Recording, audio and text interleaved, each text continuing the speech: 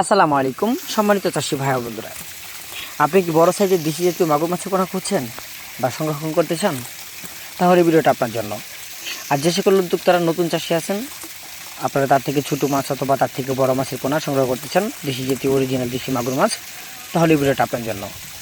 আজকে ভিডিওতে আলোচনা করব দেশি জাতীয় মাগুর মাছের পোনা কেমন পুকুরে চাষে উপযোগী হতে পারে।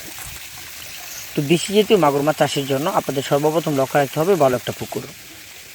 এখন বর্তমানে দেশি জাতীয় মাগুর মাছের পোনা যা বেশিরভাগই ক্ষেত্রে চাষ হয়ে থাকে এককভাবে, তা না হলে বেশিরভাগ ক্ষেত্রে মিশ্রভাবে চাষ হয়ে থাকে। দেশি জাতীয় মাগুর মাছের পোনা যদি এককের হার যদি বেশি হয় তাহলে কাপজাতীয় মাছ পরিমাণ দিতে হবে।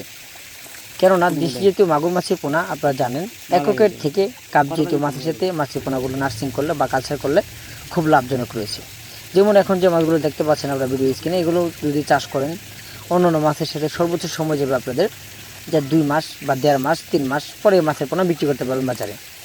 যেমন অনেক চাষিরা দেখা যাচ্ছে 8টা থেকে 10টা কেজি 20টা কেজি বা 5টা থেকে 6টা কেজি মাছের পোনা পুকুরে আছে, সে অবস্থায় আপনার পুকুরে দেশি জাতীয় মাগুর মাছ ছাড়তে পারেন। কেননা এই মাছগুলো হলো তল অবস্থায় মাছ।